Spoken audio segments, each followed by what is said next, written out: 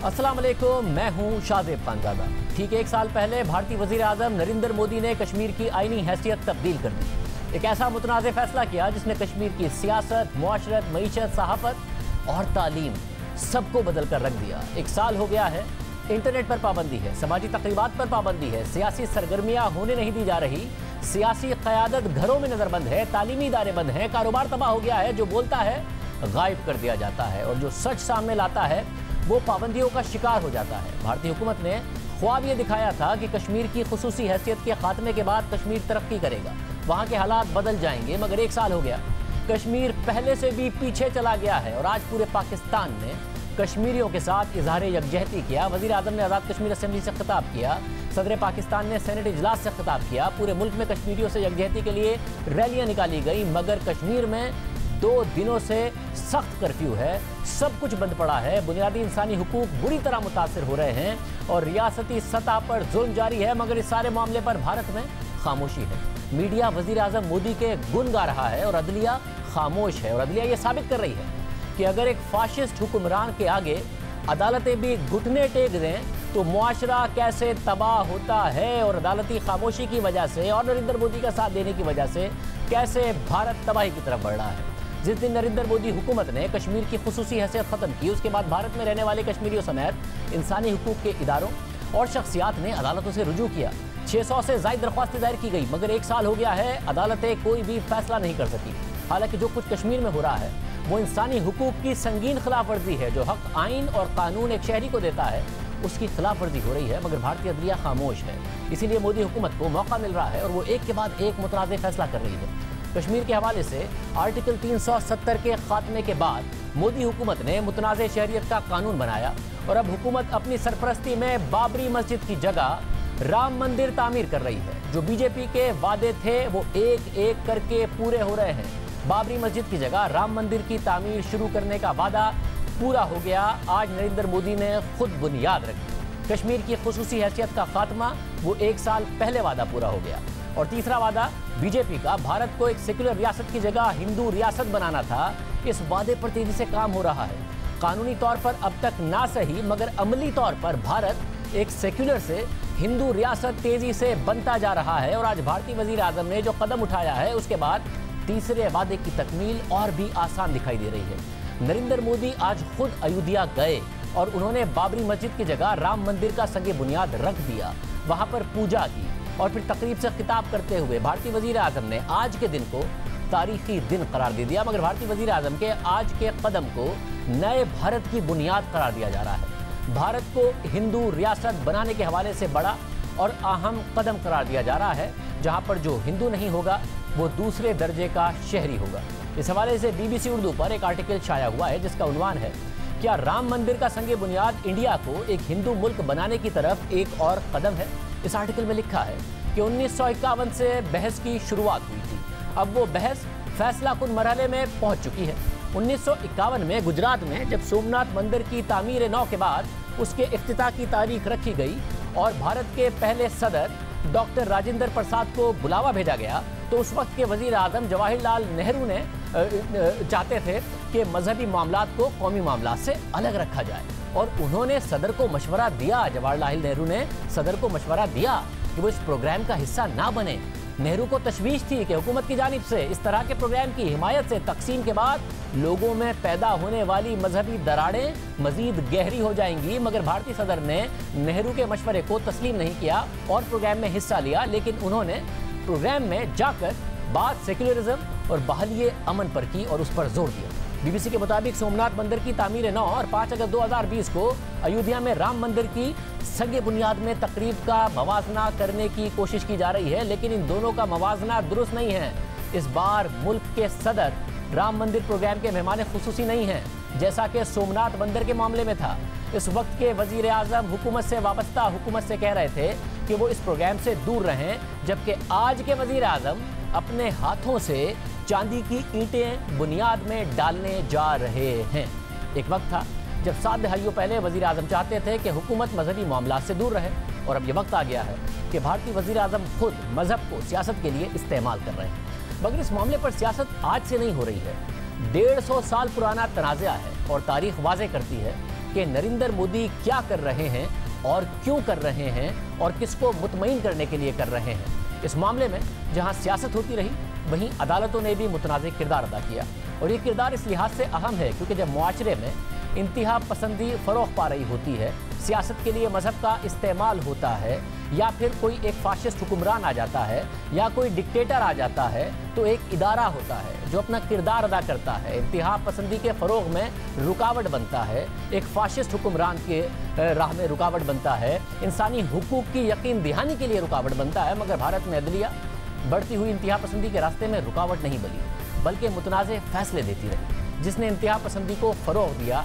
और अब जो भारत की तकसीम होने जा रही है, उसमें अदलिया का बहुत बड़ा किरदार है। अदलिया रुकावट बन सकती थी। बाबरी मस्जिद का नाम बरे सगीर के पहले मुगल बादशाह बाबर के नाम पर रखा गया और ये मस्जिद 16वीं सदी को उत्तर प्रदेश के इलाके अयोध्या में तामीर की गई। लेकिन यह मस्जिद हमेशा से बरे सगीर में मुसलमानों और हिंदुओं के दरमियान एक तनाज़े की वजह बनी रही। ये तनाज़ा 150 साल पुराना है। 1853 से इस जगह के मामले पर हिंदुओं और मुसलमानों में मुहाज़राई होती रही है, क्योंकि कुछ हिंदुओं का मानना है कि ये मस्जिद हिंदू मंदिर को तबाह करके तामीर की गई है और ये मंदिर हिंदू देवता श्री राम की जाए पैदाइश थी। इस मुहाज़राई को देखते हुए 1859 में बरतानिया ने बाबरी मस्जिद की जगह को इबादत के लिए 2 हिस्सों में तकसीम किया, एक हिस्सा हिंदुओं के लिए और दूसरा हिस्सा मुसलमानों के लिए।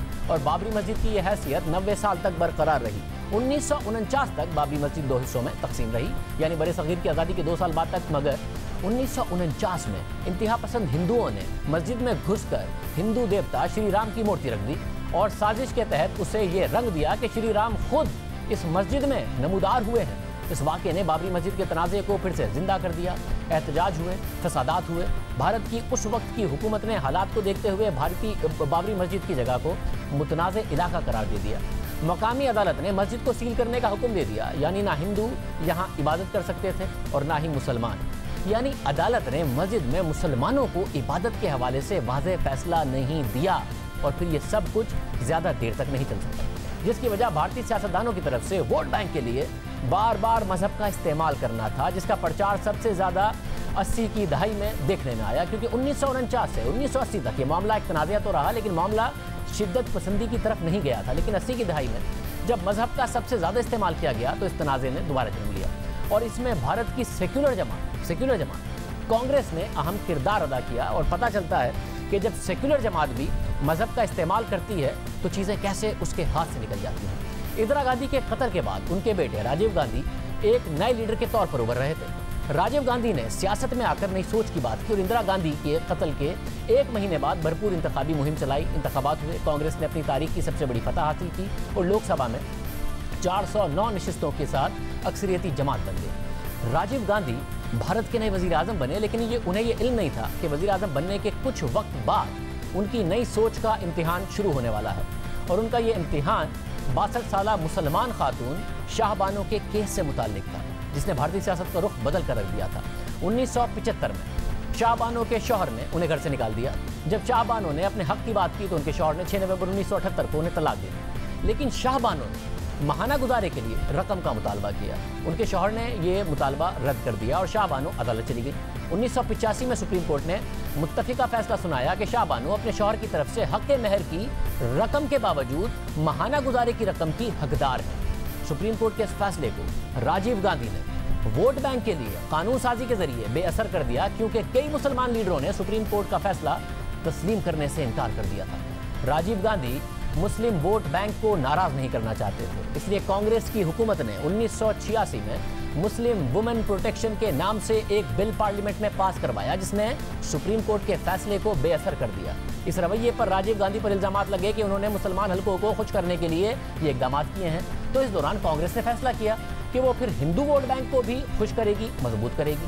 कांग्रेस में बड़े पैमाने पर सियासत हो रही थी, रातों रात अजीब से वाकयात होने लगे थे और 1986 में एक हिंदू रहनुमा ने अयोध्या की जिले अदालत में अपील की कि बाबरी मस्जिद पर जो ताले लगे हैं उन्हें खुलवा दिया जाए। इस बार भी बजाय इसके कि अदालत इंतहा पसंदी की राह में रुकावट बनती, उसकी मददगार बन गई। 2 दिन बाद जिला अदालत के जज KM पांडे ने फैसला सुनाया कि मस्जिद के ताले खुलवा दिए जाएं और हिंदुओं को अंदर जाकर पूजा करने की इजाजत दी जाए। जिला इंतजामिया ने अदालत को बावर कराया कि ताले खुलवाने के बाद हालात खराब नहीं होंगे और दोपहर को अदालत ने फैसला सुनाया और शाम को ही जिला इंतजामिया ने मंदिर के दरवाजे खोल दिए, जिसकी वजह से फैसले से मुतासरा लोगों को आला अदालतों में जाने का वक्त ही नहीं मिला और मस्जिद के ताले खोलते वक्त भारत के सरकारी चैनल ने लाइव कवरेज भी दी। यानी कांग्रेस की हुकूमत वाज़े तौर पर बाबरी मस्जिद के वाक़े को सियासत के लिए इस्तेमाल कर रही थी। शाहबानो के केस में मुस्लिम वोट बैंक को मजबूत करने की कोशिश की गई। उस केस में अदालती फैसले को नजरअंदाज किया गया, जबकि हिंदू वोट के हासिल करने के लिए बाबरी मस्जिद से मुतालिक अदालत के फैसले पर चंद घंटों में अमल किया गया। दो अलग तरीके थे, मगर मकसद एक था, सियासत के लिए मजहब का इस्तेमाल। और ये एक सेक्युलर जमात कांग्रेस की तरफ से किया गया, पहले मुसलमानों का वोट बैंक हासिल करने के लिए और फिर हिंदुओं का वोट बैंक मजबूत करने के लिए। लेकिन कांग्रेस को यह अंदाजा नहीं था कि जिस वोट बैंक के लिए वो मजहब का इस्तेमाल कर रही है, उसे हासिल करने के लिए बीजेपी उससे आगे बढ़ जाएगी। देखते ही देखते बीजेपी और उससे जुड़ी इंतहा पसंद जमातें खुलकर सामने आ गई। हिंदू कौम परस्त जमातों ने राम मंदिर मुहिम का आगाज 1980 में किया, लेकिन उसको इतनी पजीराई नहीं मिली। मगर कांग्रेस की तरफ से मस्जिद के दरवाजे खोलने के बाद इन जमातों ने अपनी तहरीक को और तेज कर दिया। कांग्रेस पीछे चली गई और एल.के. एडवाणी की बीजेपी ने इन जमातों से मिलकर भरपूर मुहिम चलाई। 1989 में बीजेपी ने बाबरी मस्जिद के मकाम पर राम मंदिर की तामीर के मकसद को अपने सियासी एजेंडे में शामिल कर लिया और भरपूर तरीके से पूरे मुल्क से कारकुनों को जमा किया और अयोध्या पर चढ़ाई कर दी। 6 दिसंबर 1992 को 2 लाख के करीब हिंदू मुजाहिरीन बाबरी मस्जिद के गिर्द जमा हुए, लेकिन ये एहतजाज देखते ही देखते फसाद में बदल गया। लोग बेकाबू हो गए, उन्होंने बाबरी मस्जिद को शहीद कर दिया। मस्जिद शहीद हो गई। वोट बैंक जो कांग्रेस के पास था वो बीजेपी के पास चला गया। 1984 तक दो निशिस्तों वाली बीजेपी मस्जिद शहीद करने के 4 साल बाद यानी 1996 को 161 निशिस्तों के साथ पार्लियामेंट में आई और 2019 में बीजेपी के पास 300 से ज्यादा निशिस्तें हैं। कांग्रेस को बहुत पीछे छोड़ गई है इंतहा पसंदी में भी और वोट बैंक में भी। बाबरी मस्जिद के मामले से शुरू होने वाली बीजेपी की सियासत आगे भी उसी तरह जारी रही और नफरत की सियासत को फरोग देकर बीजेपी आगे बढ़ती गई। आगे भी बीजेपी नफरत की सियासत करती रही, मकबूल होती गई, आगे बढ़ती गई। इस हवाले से अमेरिका के मारूफ मैगजीन न्यूयॉर्कर ने एक स्टोरी की थी जिसने बीजेपी की सियासत को बेनकाब कर दिया। नरेंद्र मोदी के हवाले से इंकिशाफात किए, कई वाकयात और हकाइक सामने लाए, जिससे पता चलता है कि नरेंद्र मोदी आज जो कर रहे हैं वो क्यों कर रहे हैं। उस रिपोर्ट के मुताबिक सितंबर 1990 में सीनियर बीजेपी रहनुमा एल.के. एडवाणी ने बाबरी मस्जिद को गिराकर उसकी जगह मंदिर बनाने का नारा लगाया। अपने इस नारे को मकबूल करने के लिए उन्होंने 2 महीने के लिए पूरे भारत का सफर किया, जिसको राम रात यात्रा का नाम दिया गया। एडवाणी रोजाना मुख्तलिफ इलाकों में तकारीर करते, लोगों को इश्तियाल दिलाते कि भारतीय हुकूमत मुसलमानों के हक में उनके लिए पसंदीदगी दिखाती है। इस सब के नतीजे में भारत में फिरकावाराना फसादात हुए, जिसमें सैकड़ों लोग मारे गए। अयोध्या पहुंचने से पहले एडवाणी को गिरफ्तार कर लिया गया, मगर दूसरे बीजेपी के कारकुन बाबरी मस्जिद की तरफ बढ़ते चले गए और रास्ते में सपोर्ट और फंड्स दोनों इकट्ठे करते रहे। 6 दिसंबर 1992 को आरएसएस की क़यादत में एक हुजूम कुल्हाड़ियां और हथौड़े लेकर बाबरी मस्जिद पर चढ़ गया और रात तक पूरी इमारत को तबाह कर दिया। मस्जिद की तबाही से पूरे भारत में हिंदू मुस्लिम फसादात फूट पड़े, मगर आरएसएस को इसका सबसे ज्यादा फायदा हुआ। उसकी मेंबरशिप में बेपनाह इजाफा होने लगा। बाबरी मस्जिद से जुड़े इस सारे फसाद में एक बहुत नामवर भारतीय दानिश्वर अशेष नैनी ने आरएसएस के मेंबर्स के साथ इंटरव्यूज की एक पूरी सीरीज की। वो हिंदू कौम परस्तों की जहनियत को समझना चाहते थे। जिन लोगों के इंटरव्यूज उन्होंने किए उनमें एक नरेंद्र मोदी भी थे, जो उस वक्त ज्यादा मकबूल नहीं थे। अशेष नैनी के मुताबिक उन्होंने नरेंद्र मोदी में एक आमराना शख्सियत की खुसूसियात देखी, उनमें एक कट्टरपन और सख्ती देखी। उनके बकौल मोदी ने उन्हें एक तस्वुराती कहानी बताई कि कैसे भारत दुनिया की साजिशों का टारगेट है, जिस साजिश में भारत का हर मुसलमान मुमकिना तौर पर शामिल है। नरेंद्र मोदी का इंटरव्यू करने वाले माहिर नफ्सियात के मुताबिक मोदी हर लिहाज से एक फाशिस्ट हैं और मैं ये उनकी बुराई करने के लिए नहीं बल्कि उनकी शख्सियत की तशखीस के तौर पर कह रहा हूँ। आगे आर्टिकल में मजीद लिखा है कि साल गुजरते गए, फिर 27 फरवरी 2002 को एक मुसाफिर ट्रेन को गोधरा में रोका गया, जो कि गुजरात का मशहूर शहर है। ये ट्रेन अयोध्या से आ रही थी। बहुत से मुसाफिर वो जगह देखने और वहाँ मंदिर की तामीर के हक में आवाज़ उठाने गए थे, जहाँ बाबरी मस्जिद को मस्मार किया गया था। इन मुसाफिरों में से अक्सरियत का ताल्लुक वीएचपी से था, जो कि आरएसएस का एक मजहबी विंग है। जब ट्रेन स्टेशन पर रुकी तो हिंदू और मुसलमान मुसाफिर आपस में जुमले कसने लगे। जब जुमलेबाजी बढ़ी तो किसी एक अशिया बेचने वाले ने, जो कि मुमकिन तौर पर मुसलमान हो सकता है, जलती हुई आग ट्रेन की तरफ उछाल दी। आग फैलने से मुसाफिर अंदर फंस गए। जैसे ही दरवाज़ा खोला तो आग और फैल गई और 58 अफराद दम घुटने और जलने से मारे गए। जैसे ही यह खबर फैली तो वहाँ की हुकूमत ने आरएसएस के कारकुनों को इजाज़त दी कि वो लाशों को लेकर पूरे अहमदाबाद शहर में मुजाहरे करें, जिसके नतीजे में लोग मुश्तइल हुए और मुसलमानों पर पूरी रियासत में हमले होते गए। हिंदू मुजाहिरीन के जत्थे गलियों में निकल आए, नारे लगाने लगे कि मुसलमानों से बदला लो, उन्हें ज़िबा कर दो। चशमदीद गवाहों के मुताबिक एहतजाज करने वालों ने हमला खवातीन को मार डाला, गैंग रेप किए, एक मुसलमान लड़के को जबरदस्ती पेट्रोल पिलाया और फिर माचिस मुंह में डाल दी। एहसान जाफरी, जो उस वक्त एक बुजुर्ग कांग्रेसी रहनुमा थे, उन्हें बरहना हालत में शहर में घुमाया गया और फिर उन्हें भी आग लगा दी गई। अखबार के मुताबिक इन मुजाहिरों का सबसे भयानक पहलू यह है कि यह ज्यादातर खुद इंतहा पसंद तंजीम RSS ने प्लान किए थे। बंदूकों और तलवारों से लैस RSS के लोग बाकायदा वोटर लिस्टों, ऑफिशियल डॉक्यूमेंट्स और एड्रेसेस के साथ मुसलमानों के घरों और दुकानों पर हमले करते रहे। अखबार के मुताबिक उस वक्त गुजरात के वजीर आला नरेंद्र मोदी थे, जिन्हें वजीर आला बने 5 महीने ही हुए थे। जैसे ही मुजाहिरों में शिद्दत आती गई, नरेंद्र मोदी इंतजामिया गायब हो गई। भारतीय फौज को गुजरात में जरूर तलब किया गया, मगर फौजियों को मुजाहिरे रोकने के बजाय बैरिक्स में ही रोक के रखा और मुजाहिरे फैलते चले गए। गुजरात के बहुत से इलाकों में पुलिस न सिर्फ तमाशाई की तरह सब कुछ देखती रही, बल्कि मुतादिद इंसानी हुकूक की तंजीमों का कहना है कि खुद पुलिस भी मुसलमानों के खिलाफ मुजाहिरों और कार्रवाइयों का हिस्सा बन गई। बहरहाल 3 माह तक ये मुजाहिरे और कार्रवाइयाँ चलती रहीं। जब ये ख़त्म हुए तो 2000 लोग मारे जा चुके थे और 1.5 लाख लोग बेघर हो चुके थे। गुजरात की लिसानी जोग्राफिया ही बदल चुका था। अब बहुत से मुसलमान वहाँ अहमदाबाद में कच्ची आबादियों में रहते हैं, जहाँ बारिशों में पानी और बदबू में ज़िंदगी गुजारने पर मजबूर हैं। मगर इस सब के बाद मोदी हुकूमत ने हज़ारों बेघर मुसलमानों के लिए कुछ नहीं किया। और जब नरेंद्र मोदी से इस हवाले से पूछा गया तो उन्होंने कहा कि ये रिलीफ कैंप्स तो दरअसल बच्चे पैदा करने की फैक्ट्रियाँ हैं। जो लोग बच्चे पैदा करके तेजी से आबादी बढ़ा रहे हैं, इन्हें सबक सिखाना चाहिए। कुछ हिंदू मुजाहिरीन को गिरफ्तार जरूर किया गया, मगर चंद दर्जन ही मुजरिम करार पाए। मगर जब नरेंद्र मोदी वजीर आजम बने तो उन्हें तमाम इल्जामात से क्लीन चिट दे दी गई। बाद में होने वाली तहकीकात से शवाहिद सामने आ गए कि मोदी की गुजरात हुकूमत की मर्जी से मुजाहिरे हुए। कुछ ऑफिशियल्स का तो ये भी कहना है कि मुजाहिरे शुरू करने का फैसला ही नरेंद्र मोदी का था। एक काबीना के वजीर हरन पांड्या ने हल्फन ये बयान दिया कि जिस रात ये मुजाहिरे हुए उसी रात नरेंद्र मोदी के घर उन्होंने मीटिंग अटेंड की, जिसमें उन्होंने पुलिस के सीनियर एहलकारों को यह हिदायत की कि हिंदुओं को अपना गुस्सा निकालने दो और रास्ते में मत आओ। इन सब मुजाहिरों के बाद नरेंद्र मोदी पर अमेरिका और बरतानिया में दाखिले पर पाबंदी लगा दी गई। बीजेपी के सीनियर रहनुमाओं ने मोदी पर तनकीद की और जब 2004 में अटल बिहारी वाजपेयी इलेक्शन हार गए तो उन्होंने अपनी हार की वजह भी नरेंद्र मोदी को करार दिया। मगर गुजरात में नरेंद्र मोदी को सियासी फायदा हुआ।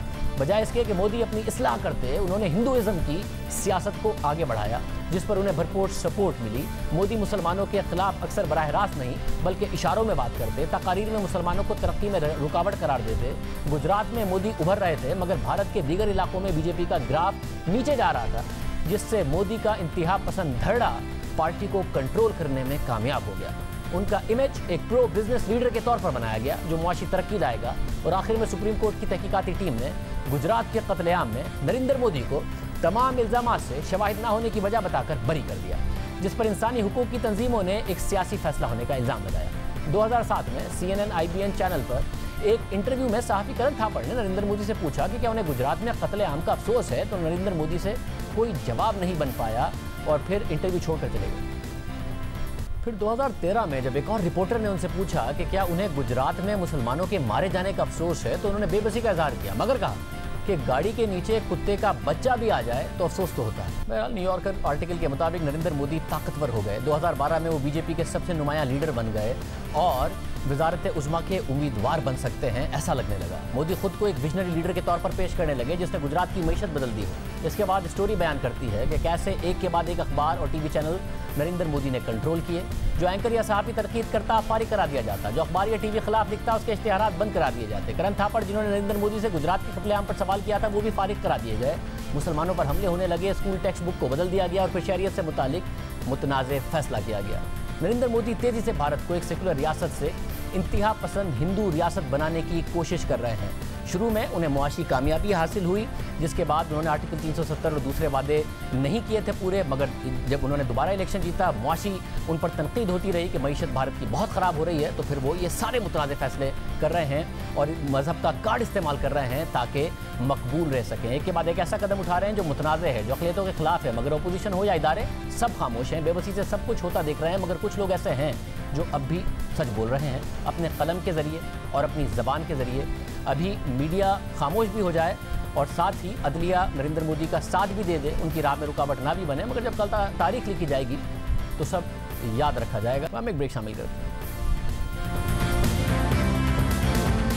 अफसोसनाक वाक़े में अब तक 135 अफराद की जान जा चुकी है। 4000 से ज़ायद लोग ज़ख्मी हैं। लबनान के हुकाम के मुताबिक बंदरगाह के जिस गोदाम में धमाका हुआ वहाँ तकरीबन 2750 टन एमोनियम नाइट्रेट का ज़ख़ीरा मौजूद था, जिसे गैर महफूज तरीके से ज़ख़ीरा किया गया था। लबनान की हुकूमत ने वाक़े के ज़िम्मेदारों को अंजाम तक पहुँचाने का ऐलान किया है और बंदरगाह के हुकाम को घरों में नज़रबंद कर दिया गया है। लबनान के वज़ीर आज़म ने कौम से खिताब में कहा है कि जो भी वाक़े का ज़िम्मेदार हुआ उसे इसकी कीमत अदा करना होगी। इस खतरनाक गोदाम के हक़ाइक़ जो 2014 से मौजूद है सामने लाए जाएंगे। रॉयटर्स के मुताबिक इब्तिदाई तहकीक में ये बात सामने आई है कि बेरूत धमाका मुजरिमाना गफलत की वजह से हुआ, जो बंदरगाह पर 6 साल से ज़ख़ीरा की गई अमोनियम नाइट्रेट के हवाले से बढ़ती गई। बंदरगाह पर मौजूद गोदाम नंबर 9 में पहले आग लगी, जो फैलते हुए गोदाम नंबर 12 तक पहुंच गई, जहां एमोनियम नाइट्रेट का ज़ख़ीरा मौजूद था। लेबनान के डायरेक्टर जनरल ऑफ कस्टम्स का कहना है कि कस्टम्स ने अदलिया को 6 दस्तावेज़ात भेजकर खबरदार किया था कि बंदरगाह पर मौजूद अमोनियम नाइट्रेट खतरनाक है, जिसे एक्सपोर्ट कर दिया जाए, लेकिन ऐसा नहीं हो सका। रॉयटर्स के मुताबिक बंदरगाह पर काम करने वाले एक मुलाजिम का कहना है कि 6 माह पहले एक मुआयना टीम ने खबरदार किया था कि अगर इस ज़ख़ीरे को यहाँ से मुंतकिल ना किया गया तो ये पूरे बेरूत को तबाह कर देगा। इस वक्त तबाही का एक नक्शा बेरूत में ज़रूर नज़र आ रहा है। पूरी की पूरी बंदरगाह तबाह हो गई है, जहां 80% दरामदाद होती हैं। हमारे साथ उमर वड़ाई साहब मौजूद हैं, head of south Asia amnesty international हैं, जो वहीं मौजूद थे, जिनका भी वहां पर अपार्टमेंट तबाह हो गया और बहुत बुरी सूरत हाल का उन्हें खुद भी सामना करना पड़ा। उमर वड़ाई साहब, बहुत शुक्रिया, बड़ी खुशकिस्मती है कि आप महफूज रहे। इस वक्त बेरूत में क्या सूरत हाल है? इतना खौफनाक ये वाक़या हुआ, आपने अपनी आंखों से देखा भी, आपका अपना अपार्टमेंट भी तबाह हुआ, बताइएगा हमको। जी शुक्रिया शाहजेब। यहाँ पे तो एक बहुत खौफ की फिजा है पूरे शहर में फैली हुई। लोगों को ये समझ नहीं आ रही कि ये क्या हुआ है उनके साथ, कैसे हुआ है, कौन जिम्मेदार है इस सानेहा के लिए। लोग अपने जानने वालों को ढूंढ रहे हैं जो नहीं मिल सके अभी तक, अस्पतालों तक जा रहे हैं जो जख्मी लोग हैं वो अपनी ट्रीटमेंट के लिए। लोग तैयारी भी कर रहे हैं जनाजों के लिए जो लोग शहीद हुए हैं इस सानेहा की वजह से, और लाखों लोग जो हैं उनके यहाँ घर तबाह हो गए हैं या वो बिल्कुल ही वो सड़क पे आ गए हैं, तो वो भी अपना इंतजाम करने की ढूंढ रहे हैं। उनको अभी कोई समझ नहीं आ रही है कि आगे वाले दिन ये कैसे गुजारेंगे इस सूरत हाल में। और इस वक्त जो सूरत हाल है उसमें जो शहर है वो क्या पूरी की पूरी पोर्ट की जो तबाहकुन सूरत हाल है, पहले ही कहा जा रहा था कि वहाँ मईशत इस वक्त बहुत मुश्किलात का शिकार है, ये लोगों की मुश्किलात में और ज़्यादा इजाफा हो गया? इंतहाई। इससे कोई ठीक कोई 6 हफ्ते पहले जो लबनानी जो लीरा है, जो यहाँ की जो करेंसी है, उसमें 80% जो है वो डिवैल्यूएशन हुई थी, तो पूरे लोगों की लाइफ सेविंग्स जो है वो तबाह हो गई। यहाँ पे चोरियां आम हो रही थी और लोग इस हद तक चोरी करते कह रहे थे कि मुझे सिर्फ अपने बच्चे को खिलाना है, प्लीज मुझे माफ कर दें।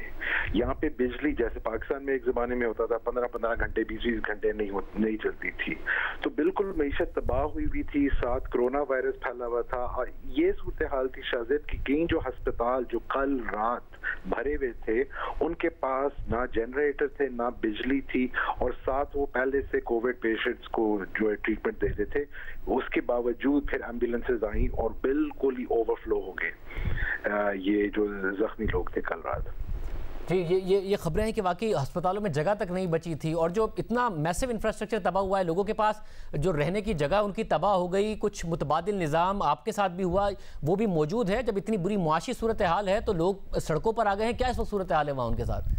सड़कों पे आ गए हैं या वो रिश्तेदारों के पास गए हैं या बेरूत से बाहर गए। अब जैसे ये धमाका हुआ था तो वो अमोनियम नाइट्रेट जिस तरह वो हवा में फैली, लोगों को ये खतरा था कि एक दूसरा सानिया होगा कि अगर ये टॉक्सिक हवा जो है उनके लंग्स में चली गई तो ये तो कोविड को आप भूलें, ये तो और ही बड़ी जो तबाही आ सकती है। तो वो फिर पकड़ के अपने गांव में गए या जिधर भी कोई ठिकाना मिल सकता था उधर पहुंचे।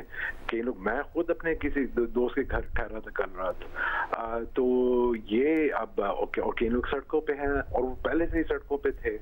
मतलब उम्मीद की किरण बड़ी मुश्किल से कोई नजर आती है यहाँ पे। अपना बहुत ख्याल रखिए बड़ा भाई साहब, बहुत शुक्रिया कि आपने हमें ज्वाइन किया। बड़ा मुश्किल वक्त है इस वक्त बेरूत के लोगों के लिए जो पहले ही मुश्किलात का शिकार थे। अमोनियम नाइट्रेट अमोनियम नाइट्रोजन का मुरक्किब है, इसे ज़रूरी शोबे में खाद में इस्तेमाल किया जाता है। इसके साथ ये बॉम्ब बनाने में भी इस्तेमाल होती है। अमोनियम नाइट्रेट खुद नहीं जलता, लेकिन अगर उसे गरमाइश मिले तो ये पिघल सकता है और इसके मुरक्किब से ऐसी गैसों का इखराज होता है जो धमाके की वजह बन सकता है। और ये उस वक्त ज़्यादा खतरनाक हो सकता है जब अमोनियम नाइट्रेट की बड़ी मिकदार एक जगह ज़ख़ीरा की गई हो, क्योंकि जब अमोनियम नाइट्रेट का एक हिस्सा पिघलना शुरू होगा और फटेगा तो उसके नतीजे में पैदा होने वाली गरमाइश अमोनियम नाइट्रेट के बकिया हिस्से को भी लपेट में ले सकती है। इसलिए उसे महफूज रखने के लिए ये भी देखना होता है कि जहाँ उसे महफूज रखा जाए वहाँ आग लगने का खतरा ना हो। अमेरिका में हर साल लाखों टन अमोनियम नाइट्रेट का इस्तेमाल खाद बनाने में इस्तेमाल होता है, मगर अमोनियम नाइट्रेट की वजह से तबाही के वाक़यात बहुत कम हैं। मगर अब तक जो बड़े हादसा हुए हैं वो तबाहकुन हैं। उनमें से एक हादसा अमेरिका की टेक्सास सिटी में अप्रैल 1947 में उस वक्त हुआ जब अमोनियम नाइट्रेट से भरे हुए जहाज़ में आग लग गई, जिसकी वजह से धमाका हुआ, जिसके नतीजे में 400 अफराद हलाक और 1000 से ज़ायद इमारतों को नुकसान हुआ। अमेरिकी होमलैंड सिक्योरिटी के मुताबिक जहाज़ में 2087 मैट्रिक टन अमोनियम नाइट्रेट मौजूद था, जबकि अमेरिका में दहशतगर्द हमले के लिए 1995 में अमोनियम नाइट्रेट का इस्तेमाल किया गया और ओक्लाहोमा सिटी बॉम्ब धमाके में 169 अफराद हलाक और 467 जख्मी हुए। और इस धमाके में 1.8 मैट्रिक टन अमोनियम नाइट्रेट इस्तेमाल किया गया था, जबकि बेरूत में 2750 मैट्रिक टन अमोनियम नाइट्रेट के जखीरे में ये तबाहकुन धमाका हुआ है। प्रोग्राम में ब्रेक शामिल करें।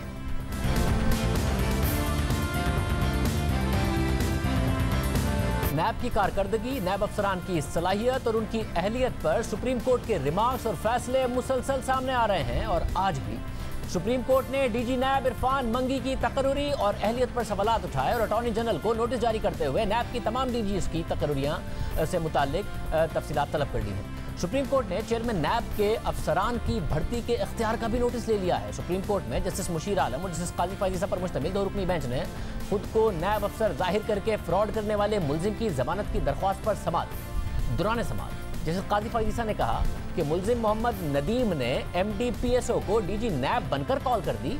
तफ्तीश के मुताबिक मुलजिम मिडिल पास है, मुलजिम के पास बड़े बड़े अफसरान के मोबाइल नंबर्स कैसे आ गए। बेंच के सरबराह जस्टिस मुशीर आलम ने रिमार्क्स दिए कि इस केस में अभी तक किसी गवाह का इब्तिदाई बयान ही नहीं लिया गया। जस्टिस मुशीर आलम ने पूछा कि क्या मुलजिम के फ़ोन का फॉरेंसिक करवाया गया, जिस पर तफ्तीशी अफसर ने कहा कि फॉरेंसिक की अभी तक रिपोर्ट नहीं आई। मुकदमे के तफ्तीशी अफसर ने अदालत से कहा कि मुलजिम ने इरफान मंगी समेत मुख्तलिफ अफसरान को अहम शख्सियात बनकर कॉलें की। मुलजिम के खिलाफ नैब की जानिब से मुकदमा दर्ज करवा दिया गया। समाअत के दौरान जस्टिस काजी फैज़ ईसा ने सवाल किया कि अगर इरफान मंगी को कॉल की थी तो इनका बयान क्यों रिकॉर्ड नहीं किया गया। ये दौरान समाअत किए गए कुछ सवालात थे जिसका जवाब अदालत को नहीं मिला, जिस पर अदालत ने बरहमी का इज़हार किया। और इस मौके पर जस्टिस काजी फैज़ ईसा ने डीजी नैब रावलपिंडी इरफान मंगी को मुखातिब करते हुए पूछा कि इरफान मंगी साहिब, आपकी तालीम और तनख्वाह क्या है। इस पर डीजी नैब ने जवाब दिया कि मैं इंजीनियर हूँ और मेरी तनख्वाह 4,20,000 रुपये है। जस्टिस काजी फैज़ ईसा ने फिर पूछा कि क्या आप फौजदारी मामलात का तजर्बा रखते हैं। इस पर इरफान मंगी ने जवाब दिया कि मेरा फौजदारी मुकदमात का कोई तजर्बा नहीं है। इस पर जस्टिस फैज़ ईसा ने बरहमी का इज़हार करते हुए कहा कि एक इंजीनियर नैब के इतने बड़े ओहदे पर कैसे बैठा हुआ है, नैब कैसे काम कर रहा है, चेयरमैन नैब किस कानून के तहत भर्तियां करते हैं, इरफान मंगी किसकी सिफारिश पर नैब में घुस आए हैं। जैसे काजी फैज़ ईसा ने कहा कि अब चेयरमैन नैब जज नहीं, उन्हें हम अदालत में बुला सकते हैं। जैसे काजी फैज़ ईसा ने मजीद कहा कि नैब अफसरान की नाअहली की वजह से लोग जेलों में सड़ रहे हैं। लोगों को डराने के लिए नैब का नाम ही काफ़ी है। लगता है हमें नैब के लिए कानून की क्लासेस लगाना पड़ेंगी। नैब के 1999 से अब तक कोई रूल्स एंड रेगुलेशंस बनाए ही नहीं गए। कवायद ना बनाने पर नैब के अपने खिलाफ रेफरेंस बनता है। जस्टिस फैज़ ईसा ने रिमार्क दिए कि मार्शल लॉ में कानून की धज्जियां उड़ाई जाती हैं। हमें अल्लाह से ज़्यादा एक डिक्टेटर का खौफ होता है। मार्शल लॉ से बेहतर है दोबारा अंग्रेज़ों को हुकूमत दे दी जाए। मुल्क को 2 हिस्सों में तकसीम कर दिया गया। हर बंदा कुर्सी पर बैठकर अपना एजेंडा चला रहा है। नैब जिस मामले में चाहता है घुस जाता है। बार बार मौके दिए मगर नैब के गैर कानूनी काम जारी हैं। इस मौके पर जस्टिस मुशीर आलम ने रिमार्क दिए कि हम सब रियासत के मुलाजिम हैं। हम सब ने मिलकर कानून की अमलदारी में हाइल क़ुव्वतों का मुकाबला करना है। जिसके बाद अदालत ने मुलजिम मोहम्मद नदीम की जमानत मंजूर करते हुए केस की समाअत को गैर मुय्यना मुद्दत तक के लिए मुलतवी कर दिया। अदालतें बार बार इससे पहले भी नैब की कारकर्दगी पर सवाल उठाती रही हैं मुतादिद फैसलों में और मुतादिद समाअतों में। प्रोग्राम में एक ब्रेक शामिल करते हैं, एक और अहम खबर की तफसीलात आपको बताएंगे। 15 दिन हो गए। 21 जुलाई को इस्लामाबाद के मरकजी इलाके से दिन दिहाड़े सहाफ़ी मतीउल्लाह जान को अगवा किया गया और फिर वो बाजियाब हो गए, मगर अब तक पुलिस अगवाकारों का सुराग नहीं लगा सकी और तहकीकात अभी जारी है। सुप्रीम कोर्ट में कल मतीउल्लाह जान के खिलाफ तौहीन अदालत के नोटिस की समाअत होगी। अदालत ने गुज़िश्ता समाअत में पुलिस से मतीउल्लाह जान के अगवा की रिपोर्ट तलब की थी, जो आज पुलिस ने जमा करा दी है। अदालत में जमा कराई गई रिपोर्ट के मुताबिक मुकदमे के इंदराज के बाद वजारत दिफा, इंटेलिजेंस ब्यूरो, मिलिट्री इंटेलिजेंस और ISI से मुआवनत की दरख्वास्त की गई। जहां से अगवा किया गया उस मकाम की जियो फेंसिंग की दरख्वास्त की गई। मोबाइल कॉल डेटा के लिए वाक़े के दिन ही दरख्वास्त मुतल्लिका महकमे को लिख दी गई थी। इस्लामाबाद सेफ सिटी के कैमरों का रिकॉर्ड भी मांगा गया है, लेकिन अभी तक किसी महकमे ने भी जवाब नहीं दिया। रिपोर्ट के मुताबिक बाजियाबी के मकाम से आंखों पर बांधी गई काली पट्टी और टेप भी बरामद कर लिए गए, मगर उनकी फॉरेंसिक रिपोर्ट भी मौसूल नहीं हुई। नादरा ने भी फुटेज में मौजूद अगवाकारों की शनाख्त के बारे में कोई जवाब नहीं दिया। पुलिस ने अपनी रिपोर्ट में बताया है कि मामले की स्पेशल इन्वेस्टिगेशन टीम ने तफ्तीश की, JIT बनाई जाएगी और फिर वही इसकी तहकीकात करेगी। जबकि मतीउल्लाह जान के अगवा के मुकदमे में इंसिदाद दहशतगर्दी की दफ़ा 7 भी शामिल कर ली गई है। रिपोर्ट के मुताबिक मुल्ज़िमान की तलाश और शनाख्त के लिए भरपूर कोशिशें की जा रही हैं। अब कल सुप्रीम कोर्ट इस मामले को देखेगी। इजाज़त दीजिए, अल्लाह हाफ़िज़।